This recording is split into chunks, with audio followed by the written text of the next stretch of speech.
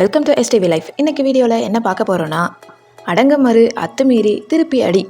இந்த ஒற்றை முழக்கத்தின் மூலம் தமிழக அரசியலில் ஒரு பெரும் மாற்றத்தை ஏற்படுத்தியவர். அதிகாரமற்ற மக்களின் குரலாய் நாடாளுமன்றத்தில் தமிழினத்தின் அடையாளமாய் ஒழிப்பவர் முனைவர் தொல் திருமாவளவன். ஒரு சாதாரண அரசு ஊழியராக இருந்து இன்று ஒரு மாபெரும் இயக்கத்தின் தலைவராக உயர்ந்த அவரது வாழ்க்கை வரலாறை பற்றி பதிவில் நம்ம பார்க்க போகிறோம். அதுக்கு முன்னாடி நம்மளோட சேனலை ஃபர்ஸ்ட் டைம் விசிட் பண்ணுறீங்கன்னா இந்த வீடியோக்கு ஒரு லைக் போட்டு மறக்காமல் சப்ஸ்கிரைப் பண்ணிக்கோங்க. வாங்க வீடியோக்குள்ளே போகலாம். அரியலூர் மாவட்டம் செந்துறை அருகே இருக்கக்கூடிய அங்கனூருங்கிற ஒரு சின்ன கிராமத்தில் தான் 1962 வருஷம் ஆகஸ்ட் மாதம் 17ஆம் தேதி பிறந்தார். தந்தை தொல்காப்பியன், தாய் பெரியம்மாள். ரொம்பவும் எளிய பின்புலத்தில் பிறந்தாலுமே கல்வியின் அவசியத்தை உணர்ந்தவர். சென்னை மாநில கல்லூரியில் வேதியியல் படிச்சிருக்காரு. அதை தொடர்ந்து சென்னை டாக்டர் அம்பேத்கர் அரசு சட்டக்கல்லூரியில் சட்டமும் படிச்சிருக்காரு. அது மட்டும் இல்லாமல் குற்றவியல், கிரிமினாலஜி முதுகலை பட்டமுமே பெற்றிருக்காரு. பல ஆண்டுகள் கழித்து 2018 தலித் அரசியலில் மதமாற்றம் குறித்து தனது ஆய்விற்காக முனைவர் பட்டமுமே பெற்றிருக்காரு. ஆரம்ப காலகட்டத்தில் மதுரையில் தடய அறிவியல் துறையில், அதாவது ஃபாரன்சிக் சயின்ஸ் டிபார்ட்மெண்ட் அரசு அதிகாரியாக பணியாற்றி இருந்திருக்காரு. அந்த சமயத்தில் தான் மலைச்சாமி என்பவரால் நடத்தப்பட்டு வந்த தலித் பாந்தஸ் இயக்கத்தில் இணைஞ்சார். 1989 மலைச்சாமியின் மறைவுக்கு அப்புறமா இந்த இயக்கத்தின் பொறுப்பை இவரை ஏற்றுக்கிட்டாரு.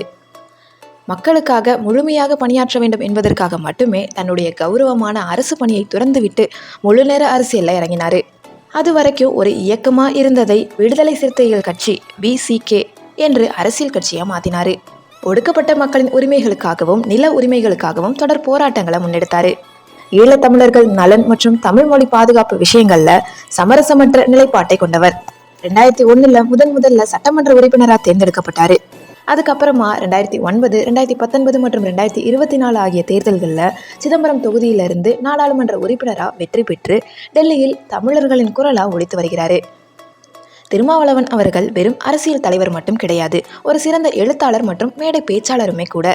அவருடைய அடுக்குமொழி வசனங்களும் தெளிவான அரசியல் பார்வையும் இளைஞர்களை பெரிதும் கவர்ந்தவை.